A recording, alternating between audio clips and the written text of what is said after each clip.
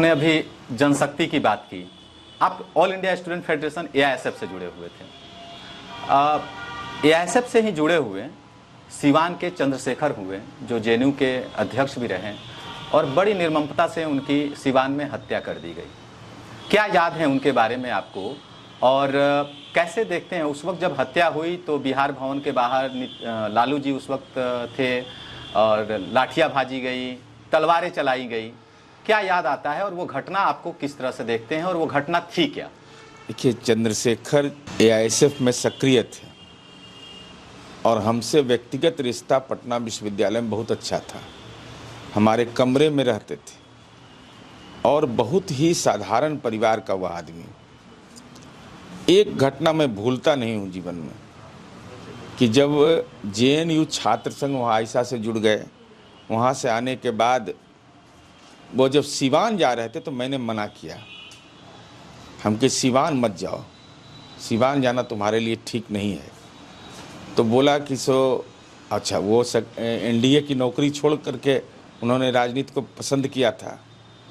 तो हम बोले कि तुम सिवान मत जाओ, क्या ज़रूरत है सिवान जाने का।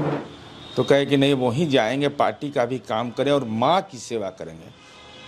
वो लाइन अभी भी मुझे याद है कि अपनी माँ का हम सेवा करने के लिए वहाँ जा रहे हैं।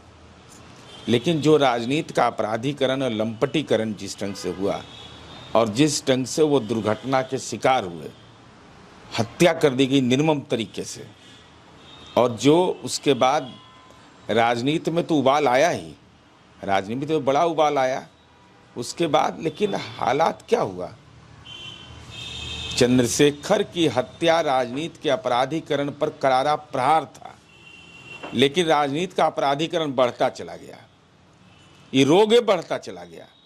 चंद्रशेखर की शहादत को कोई याद उस रूप में नहीं किया कि गुंडा लंपट राजनीति के अपराधीकरण का पर्याय बन जाए। और हम लोग उस समय भी सिवान गए, आज भी जब सिवान में जाता हूँ, सर्किट हाउस के बगल में है, तब बिना नमन किए हुए नहीं जाते हैं। लेकिन हमको यह बात की पीड़ा जरूर है कि अपनी माँ की सेवा करना, उसने पुत्र धर्म के पालन के लिए सिवान जाना मंजूर किया, और सिवान में उसकी प्रतिभा को देख करके, उसकी बौद्धिक प्रतिभा और भाषण देने की जो प्रतिभा थी, उस संगठन करने की प्रतिभा थी, उस कारण से उसकी हत्या की गई है, दूसरा कोई कारण नहीं है। यह नहीं है कि झटका में ये हत्या कर दिया, जानबूझ करके हत्या किया। तो खैर, जो हत्या किया तो उनका पीछा हम बहुत दूर तक राजनीति में किए।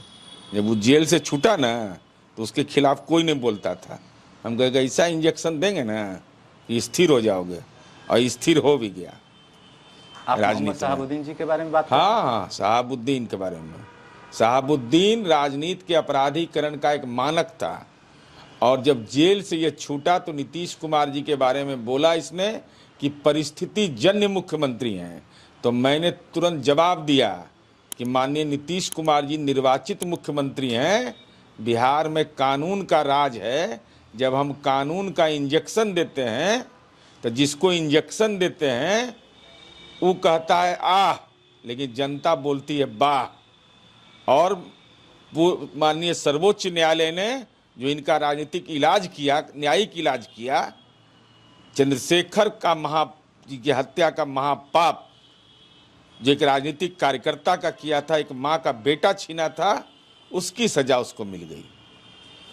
ये सब बोलने में हमको कोई दिक्कत नहीं होती। अगर आपको हमारा वीडियो पसंद आया हो तो बिहान इंडिया के चैनल को लाइक कीजिए, सब्सक्राइब कीजिए और अपने परिवार और अपने दोस्तों के साथ शेयर करना ना भूलें। साथ ही हमारा बेल आइकन भी जरूर दबाएं, और हमारा चैनल ट्विटर, फेसबुक और यूट्यूब पे है, तो तीनों जगह अपना सपोर्ट जरूर दिखाएं।